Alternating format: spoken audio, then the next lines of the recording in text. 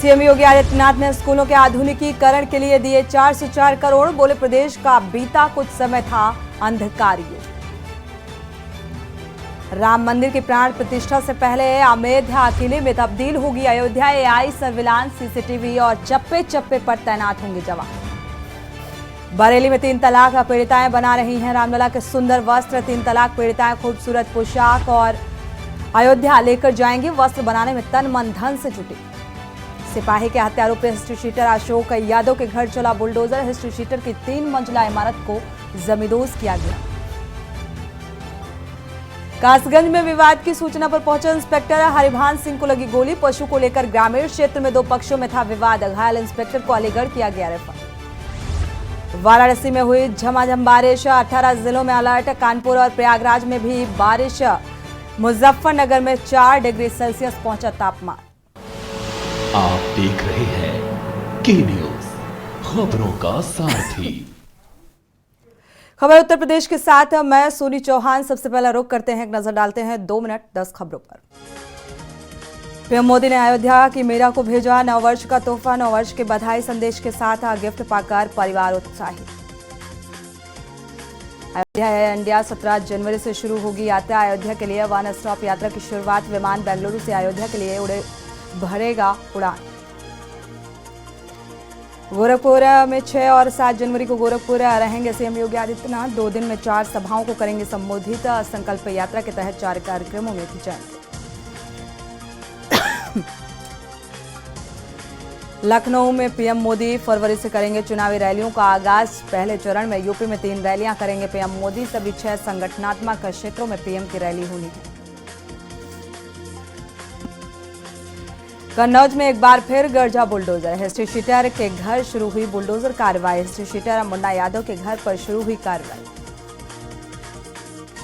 अमरोहा में दबंगों ने लड़कियों से की अश्लीलता। दूसरे समुदाय के दबंगों ने बनाया वीडियो बनाकर लड़कियों को दी धमकी। अलीगढ़ में खेल का मैदान बना खूनी अखाड़ा। जमकर चले क्रिकेट। बैट और लात घूस से मोबाइल चोरी को लेकर 2 पक्षों में मारपीट का वीडियो वायरल।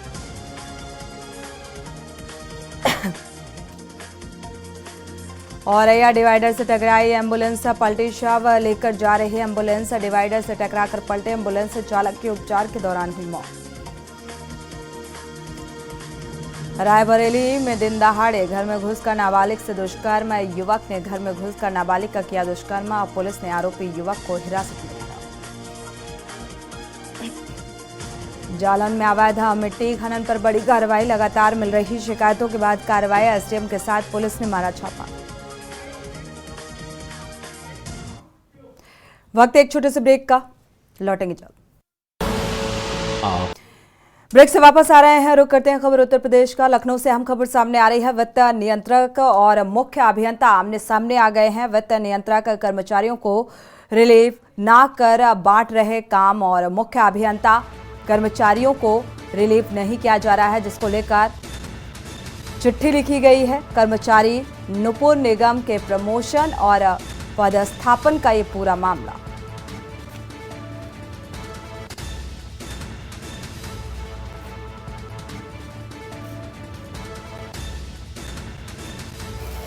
तो कर्मचारी नुपुर निगम के प्रमोशन का ये पूरा मामला सामने आ रहा है। वित्त नियंत्रक और मुख्य अभियंता आमने सामने आ गए हैं, जिसको लेकर एक पत्र भी लिखा गया है।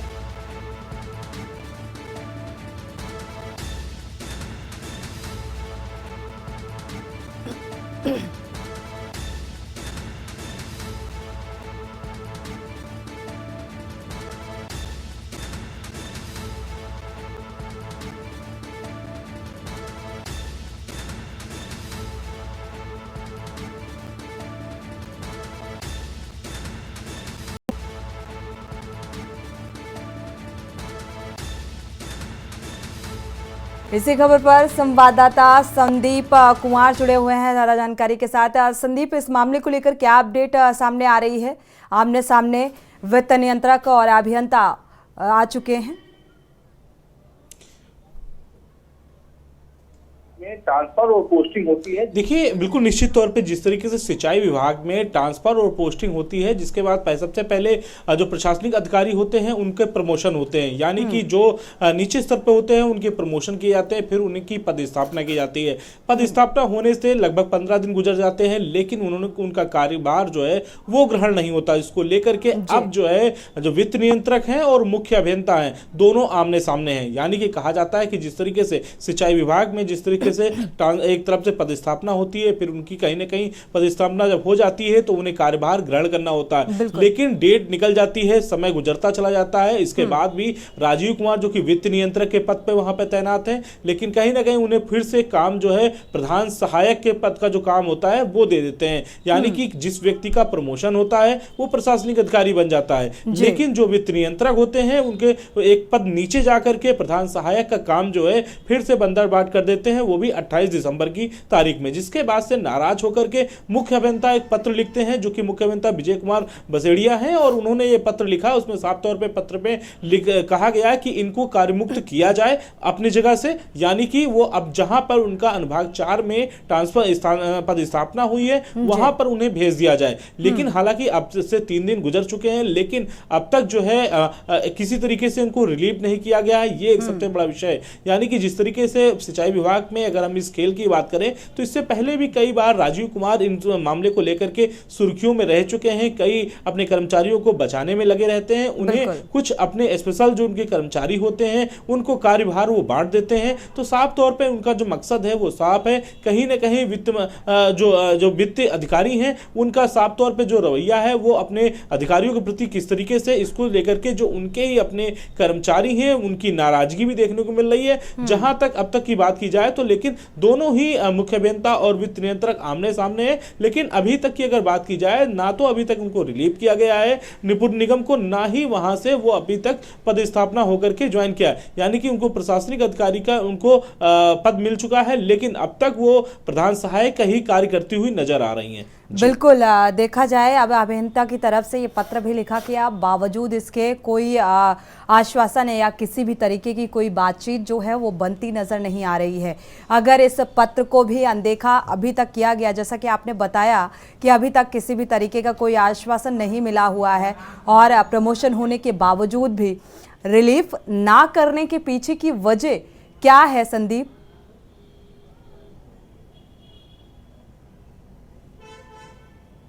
देखिए, मंशा साफ है कि जिस तरीके से वित्त नियंत्रक ने अभी तक उनको रिलीव नहीं किया है। सबसे बड़ी बात है जब ट्रांसफर आपका पदस्थापना हो जाती है, आपका प्रमोशन हो जाता है, फिर उसके बाद आपको दूसरे अनुभाग में आपका ट्रांसफर हो जाता है, दूसरे अनुभाग में आपको कार्यभार ग्रहण कर लेना चाहिए। यानी कि वहां पर जब आप कार्यभार ग्रहण करेंगे तो दूसरा जो स्थान खाली हुआ होगा, जो जूनियर का पद होगा वो काम करेगा। लेकिन ये मनमानी, देखिए मनमानी साफ है कि जो वित्त नियंत्रक राजीव कुमार हैं पहले भी मनमानी करते नजर आए हैं, क्योंकि जहां पर जो अच्छी पोस्टें हैं वहां पर वो अपने चहेतों को देना चाहते हैं। अपने चहेतों को देने का मकसद साफ है, जो कि बिल्कुल स्पष्ट हो चुका है कि कैसे अपने चहेतों को वो काम देंगे। कहीं ना कहीं वित्त का जो फायदा होता है वो उन तक पहुंचेगा। तो इसका मतलब साफ है कि अपने करीबियों को अधिक काम देना और फिर उसके बाद से उन कामों को पूरी तरीके से निपुणता से नजरअंदाज भी कर देना। तो ये काम राजीव कुमार पहले भी करते आए हैं। इससे पहले भी कई बार जो है राजीव कुमार के कारनामे उजागर हो चुके हैं।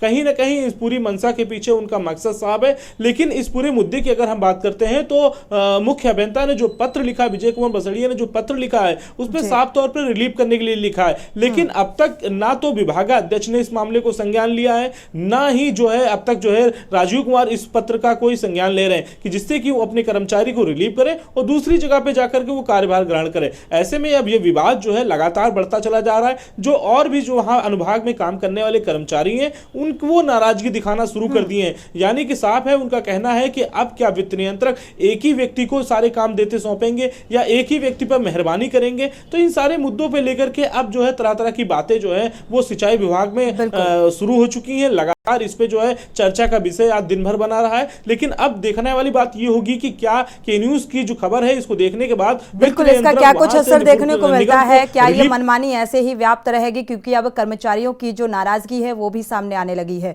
शुक्रिया इस तमाम जानकारी को साझा करने के लिए संदीप। मुख्य अभियंता ने पत्र लिखा है। आपको बता दें, राजीव कुमार जो कि वित्त नियंत्रक हैं, अब आमने सामने ठनी हुई है, लेकिन वो अपने चहेतों को ही ये पोस्ट देना चाहते हैं, यानी कि भ्रष्टाचार यहां भी चरम पर व्याप्त है। वक्त एक छोटे से ब्रेक का, लौटेंगे जब। आप देख रहे हैं ब्रेक से वापस आ रहे हैं, रुक करते हैं खबरों का। लखनऊ से अहम खबर सामने आ रही है। यूपी की एक विधान परिषद सीट पर उपचुनाव होगा। 29 जनवरी को एमएलसी सीट पर उपचुनाव होगा। निर्वाचन आयोग ने जारी किया है नोटिफिकेशन। डॉक्टर दिनेश शर्मा राज्यसभा सांसद बने हैं और शर्मा के सांसद बनने से खाली हुई सीट 11 जनवरी से नामांकन प्रक्रिया की शुरुआत होगी। तो 18 जनवरी तक नामांकन पत्र दाखिल होंगे और 19 जनवरी को नामांकन पत्र की जांच होगी। 22 जनवरी को वापस लिया जा सकेगा नाम।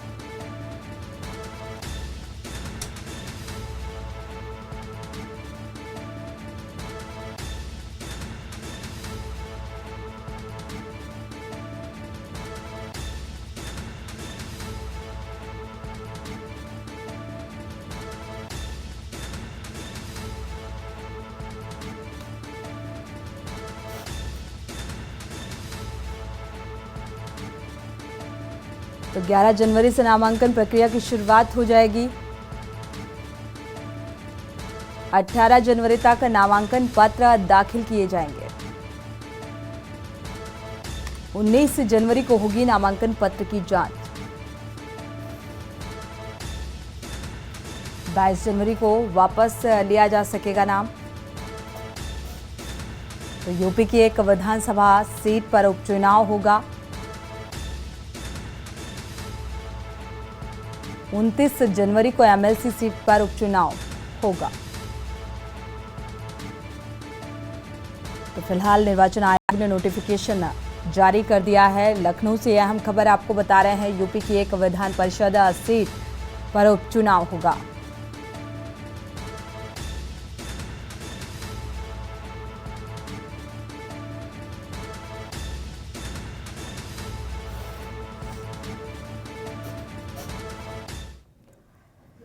बढ़ते आगे, मेरठ से अहम खबर आपको बता दें। एलएलआरएम कॉलेज में महिला नर्सिंग स्टाफ का धरना प्रदर्शन आज जारी है। 4 महीने की सैलरी न मिलने पर यह प्रदर्शन किया है। हॉस्पिटल के सीनियर डॉक्टर्स पर गंभीर आरोप लगाए गए। सैलरी ऑनलाइन पूरी शो होती है लेकिन कट कर मिलती है। तो सीनियर लेडी डॉक्टर मुख्य प्रबंधक ने 15,000 की रिश्वत मांगी है, ये भी आरोप लगता हुआ नजर आ रहा है।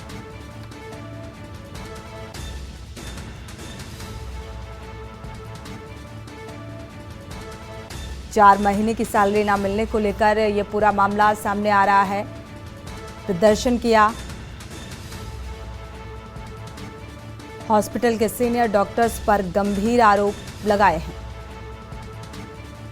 मेरठ से अहम खबर सामने आ रही है। एलएलआरएम कॉलेज में महिला नर्सिंग स्टाफ का धरना प्रदर्शन। 4 महीने की सैलरी ना मिलने को लेकर यह प्रदर्शन किया जा रहा है।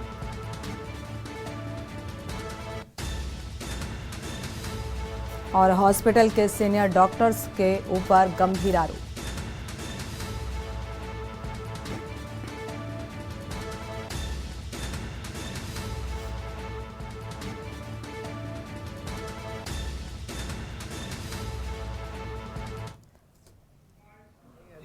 सेटरिंग गिरेगी। कारण क्या रहा गिरने का? आप क्या काम करते हो? और मसाला चढ़ाते हैं छत पे। अच्छा, लेंटर डालते हो आप? हाँ। क्या लोग डाल लेते? अच्छा, रुक करते हैं अगली खबर का। बुलंदशहर से हम खबर सामने आ रही है। निर्माणाधीन मकान का लेंटर गिरा है और लेंटर गिरने से मलबे में दबे 3 मजदूर। 2 मजदूरों को रेस्क्यू कर बाहर निकाला गया है और घायल मजदूरों को अस्पताल में भर्ती किया गया। एक मजदूर की अभी भी मलबे में दबे होने की खबर सामने आ रही है। तो मौके पर रेस्क्यू टीम राहत बचाव कार्य में लगी है। एसडीएम, सीओ सहित तमाम आला अधिकारी घटनास्थल पर मौजूद है। शटरिंग सही ना लगना हादसे की वजह बताई जा रही है। तो शिकारपुर कोतवाली क्षेत्र में यह मकान गिरा।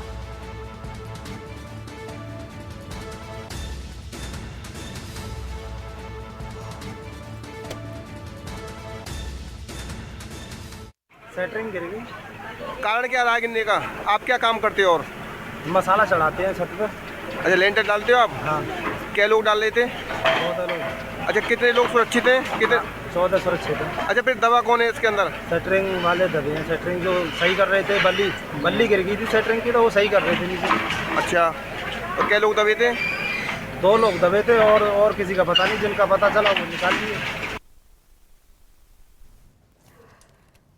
रुक करते हैं राजधानी लखनऊ का। एफआई ग्रुप के अस्पताल पर एक्शन। एफआई अस्पताल को अब सील करेगा एलटीए। बिना नक्शे के खड़ा किया गया ये अस्पताल और अब सील करने के बाद तोड़ा जाएगा। कैसरबाग इलाके में है ये एफआई अस्पताल।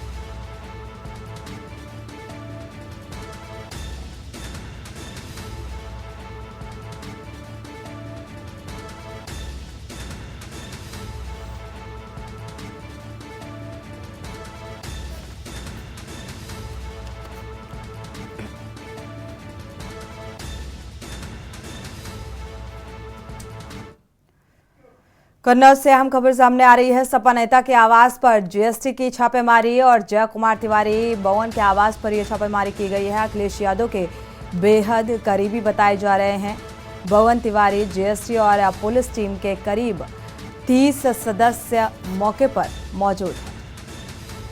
तो जीएसटी चोरी को लेकर यह छापेमारी की गई है। कई अहम दस्तावेज इस दौरान खंगाले जा रहे हैं और बेहद करीबी बताए जा रहे हैं। सपा नेता के आवास पर जीएसटी टीम की छापेमारी।